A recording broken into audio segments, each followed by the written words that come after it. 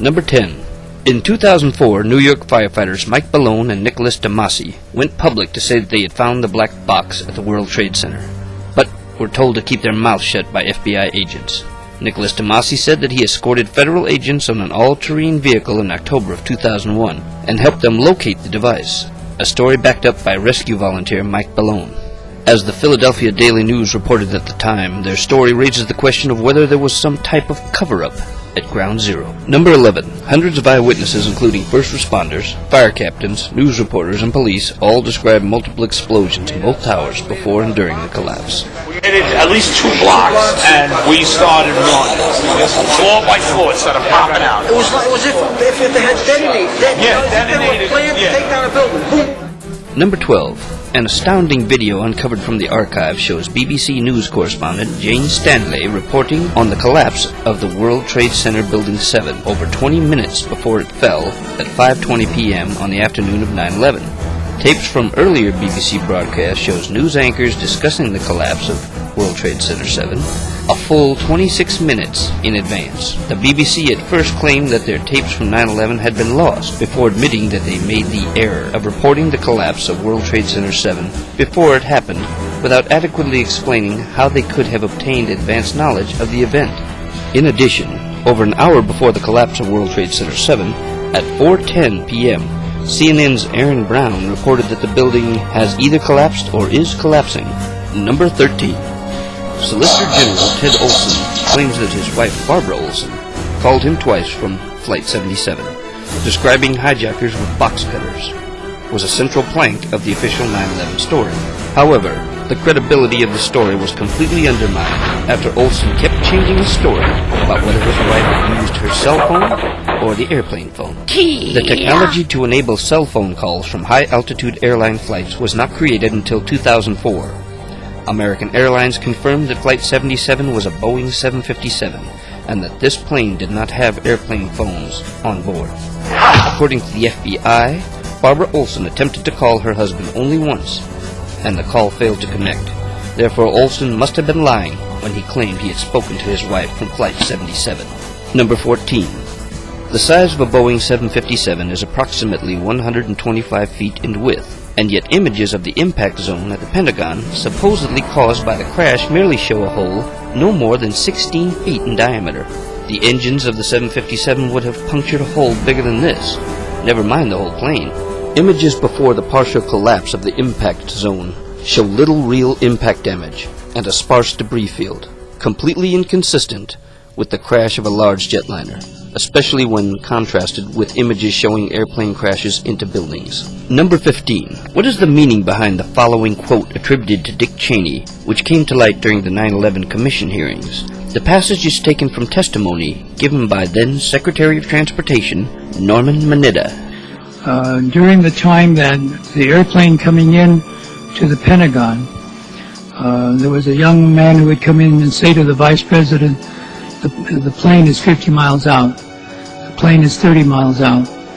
And when it got down to the plane is 10 miles out, the young man also said to the Vice President, do the orders still stand?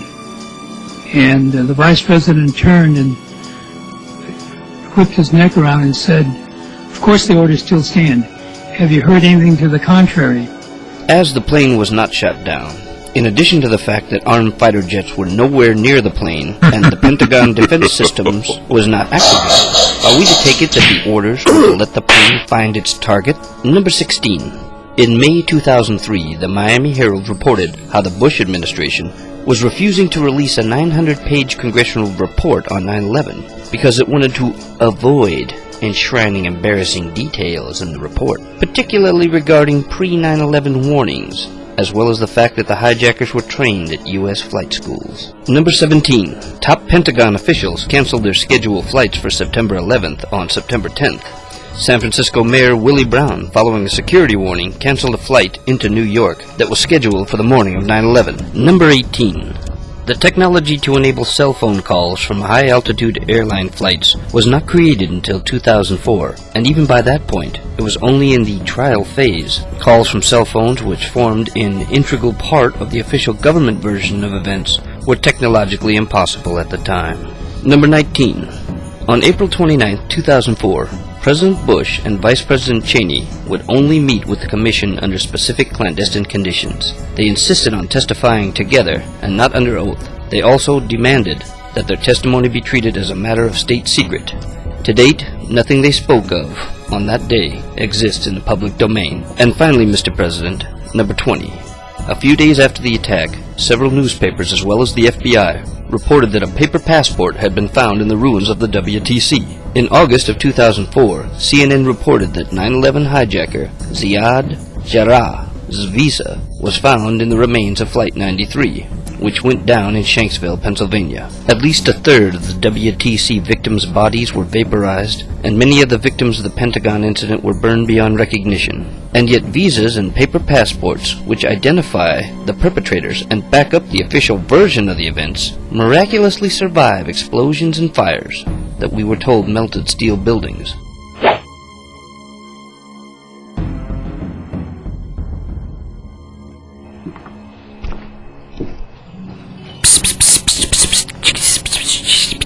Well, Charlie, I can't say this hasn't been interesting.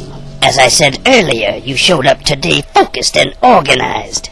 Regardless how I feel about the material you presented, I must commend your dedication and zeal. However, our time here is up. Mr. President, one more second. Mr. President, I implore you, based on the evidence you now possess, to use your executive power. Prove to us all, sir, that you do in fact care. Create a truly comprehensive and open congressional investigation of 9/11 and its aftermath. The families deserve the truth. The American people and the rest of the free world deserve the truth, Mr. President.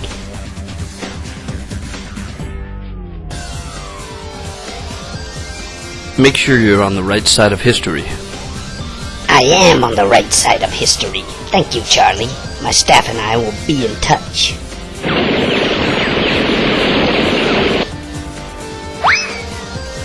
Sorry, Charlie, but you know too much to be allowed to live. Say hello to my new line of GMO pets. This one's a GMC, a genetically mutated chihuahua. While my ninjas were beating you senseless, I had them douse you with aroma di pepperoni, a scent no canine can resist. What, Mr. President? Do you expect me to talk? No, Mr. Sheen. I expect you to die.